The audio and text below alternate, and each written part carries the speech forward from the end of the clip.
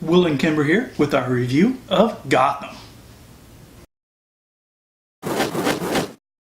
So, we have these pops here because of course we're talking about Gotham.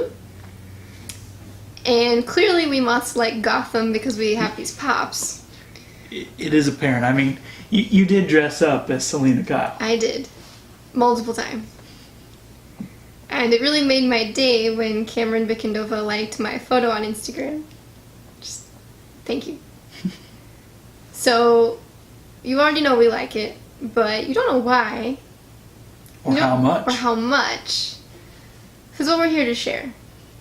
And before we get into spoilers, as usual, we'll talk a little bit about it, and then we'll give a score, then spoiler warning, and then spoiler zone. I don't have a lot to talk about spoilers this time, so. I don't either. I think we can keep it under wraps pretty well. Yep. So, I'll just start. Mm-hmm. I think the show is so interesting because it's a different take on Batman's story. It's a origin story, but not a typical one about the main character. And it's not how you know it. So the main character isn't Bruce Wayne Batman, it's Jim Gordon. Played by... this isn't the main character? No. Why do we have this pop? Because he goes really well with Selena Kyle. Okay. I'll give you that. So the Commissioner James Gordon is played by Ben McKenzie, who you might know from the OC, which I do. And on the website you can see a picture of Ben from the OC versus Ben from Gotham. I think he's aged quite well. He was in Southland and other things. Now he's in Gotham. He does a really good job because, you know, Commissioner Gordon is this upstanding guy in a place where everybody's dirty in many ways. And you see that his ethics get challenged on every episode. It's true. And you see what he's willing to do to fight for what he believes in and how that might change over time. I really liked how they were able to incorporate the different characters from the Batman universe into the show in ways that I was not even expecting. Yeah, it's very much an origin story of the villains of Batman, which is really cool. Yeah, especially just from the first episode on. They introduce new characters all the time, and you never know what they're going to do as part of the story or how they're going to evolve. But you know who they are because you're familiar with them, but it just brings it to a whole new level because, like, growing up watching the cartoon or watching the movies, I'm like, oh, look, this Riddler guy, he's crazy, or, like, different people. And then, like, in this show, you learn theoretically why he's the way he is, and it's the same with Penguin, it's the same with multiple bad guys. And then Selena Kyle is like something different because, you know, like, she's not quite a villain the whole time in any of the Batman universes, and then sometimes she kind of is, and, you know, you get to learn a lot about her, a lot about Ivy. Her character arc over the season was really interesting. It was really interesting, absolutely. Let's score it. Okay. What you got?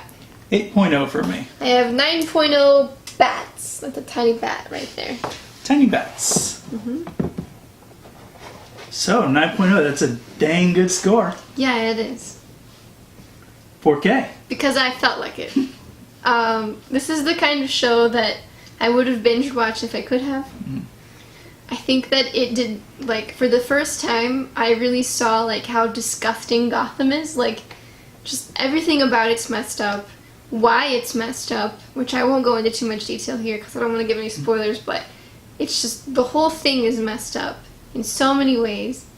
And I never realized, like, watching the cartoons as a kid, like, man, there's always bad things happening in Gotham. It's just, like, just so happens to be that Gotham's full of bad things because they need bad guys for Batman. But, like, this goes into, like, why there are so many bad people. That was by far the best part of the show, was just the character development. Absolutely. Which I think them having the 20 plus episodes, I think it was 22, 23, really gave them time to develop each of the characters. And Alfred, wow. Alfred is awesome. He is. But I also think the length might have been one of the biggest weaknesses for me. Mm-hmm. Because if you look at some of the other superhero shows that are out, like on Netflix, mm-hmm. Jessica Jones, Daredevil, things like that, mm-hmm. they're very succinct. Mm-hmm. They're 13 or less episodes. Mm-hmm. Everything is right there, right in your face. Mm-hmm. It moves from A to B mm-hmm. to C, like, fluidly. Mm-hmm. With this show trying to hit so many episodes, mm-hmm. to me there were a few, I don't want to say bad, because none of the episodes were bad, 8.0. But there were some low points. Mm-hmm. And I don't think it affected us as much since we were watching after the show aired. Mm-hmm. Because we were able to jump right into the next episode and keep it rolling. Mm-hmm. Keep the story progressing. But some of the episodes, I feel like if I was watching them and having to wait a week, like most people had to, mm-hmm. I might not have felt as happy about that episode. Mm-hmm. Yeah, I can see that, but I thoroughly enjoyed it. Yeah. And maybe it's because I couldn't binge watch it that I was like super looking forward mm-hmm. to more. The other thing that my other weakness, it really irked me, mm-hmm. was whenever it did the Gotham skyline, mm-hmm. it just looked so fake to me. I did not notice that. You're lucky. I was more concerned with the costumes, for example. The costumes were fabulous. They're amazing. Lisa Padovani, wow. Like, the costumes tell you just as much about the characters as their lines do, They or do. their attitude. Especially Fish Mooney's costumes were just awesome. I just wish that same level of detail Mm-hmm. would have been put into the backdrop of the city. They could have just panned around New York, put some filters on it, and called it a day. Yeah, sorry, I didn't notice that at all. It was just my little pet peeve of the show. So, let's jump in. Probably no more than a couple seconds of spoilers, but Spoiler warning! Warning, warning, warning. You've been warned. so what you got? I just want to point out, like, the mobsters were played, like, really well.